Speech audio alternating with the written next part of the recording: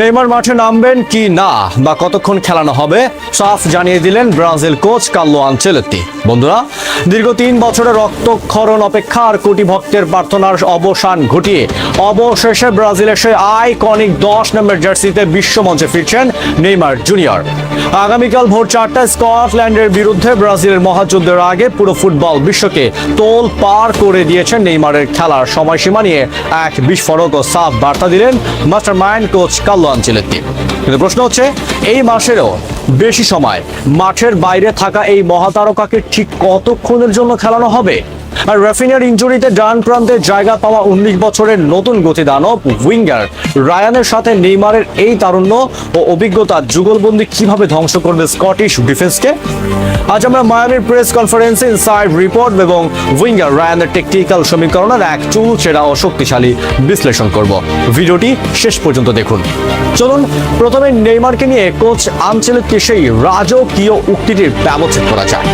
2023 সালে অক্টোবরের পর থেকে দীর্ঘ প্রায় 3 বছর যিনি ব্রাজিলের জার্সিতে নামেননি এবং গত 17 মে সান্তোসের হয়ে খেলার সময় সর্বশেষ চোটে পড়ে মাঠের বাইরে ছিলেন, সে নেইমারের ফেরা নিয়ে দর্শক উন্মাদনা এখনো তুঙ্গে।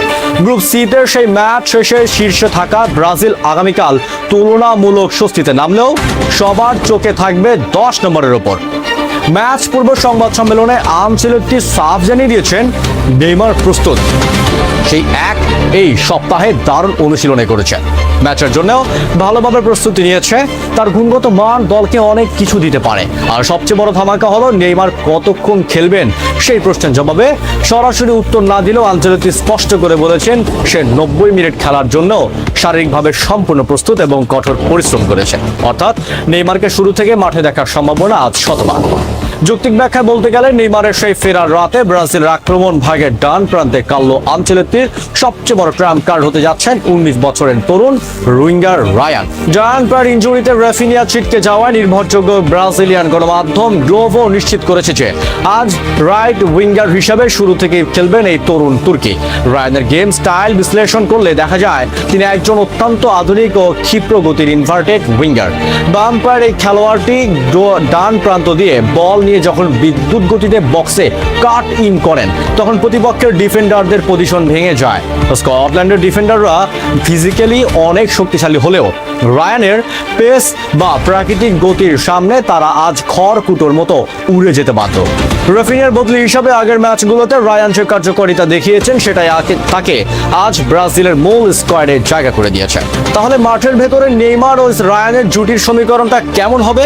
টেকনিক্যাল অ্যানালাইসিস বলছে নেইমার যখন মাঝমাঠে বা লেফট ফ্ল্যাঙ্ক থেকে খেলা নিয়ন্ত্রণ করবেন এবং নিজের দিকে প্রতিপক্ষের 2 বা 3 জন ডিফেন্ডারদের টেনে নেবেন, তখন ডান প্রান্তে 19 বছরের রায়ানের জন্য বিশাল ফাঁকা জায়গা বা স্পেস তৈরি হবে। নেইমারের জাদুকরী থ্রু পাস আর ভিশন ব্যবহার করে রায়ান তার বিধ্বংসী গতিকে স্কটল্যান্ডের ডিফেন্স লাইনে ফাটল ধরাবেন। একদিকে ভিনিসিয়াসের ড্রিবলিং, মাঝমাঠে নেইমারের মগজ আর ডান প্রান্তে রায়ানের তারুণ্যের গতি। এই ত্রিমুখী আক্রমণে স্কটল্যান্ডকে আজ ম্যাচ থেকে ছিটকে দেওয়ায় নিখুঁত নীল নকশা সাজিয়েছেন আনচেলত্তি। ক্যাসেমিরো ডগলাস সন্তোষের কার্ডে ঝুঁকি থাকলেও এই আক্রমণ ভাগের ওপর ভরসা করেই গ্রুপ চ্যাম্পিয়ন হওয়ায় ব্রাজিলের জন্য এখন সময়ের ব্যাপার মাত্র। বাংলাদেশ সময় আগামীকাল ভোর 4টায় দীর্ঘ অপেক্ষার অবসান ঘটিয়ে যখন নেইমার জুনিয়র ব্রাজিলের জার্সিতে বুট গলাবেন তখন ফুটবল বিশ্ব এক আবেগঘন মুহূর্তের সাক্ষী হবে। আর তার সাথে 19 বছরের রায়ানের এই তরুণ নতুন পথচলা ব্রাজিলের ফুটবলে এক নতুন যুগের সূচনা করতে পারে। বন্ধুরা, নেইমারকে আগামীকাল শুরুর একাদশে পুরো 90 মিনিটের জন্য খেলানো কি আনচেলত্তির সঠিক সিদ্ধান্ত? আর রাফিনিয়ার জায়গায় 19 বছরের তরুণ উইঙ্গার রায়ান আজ কটি গোল বা অ্যাসিস্ট করতে পারবে বলে আপনার মনে হয়? কমেন্ট বক্সে আপনার ক্ষুরধার ফুটবলীয় মতামত এখনই জানিয়ে দিন।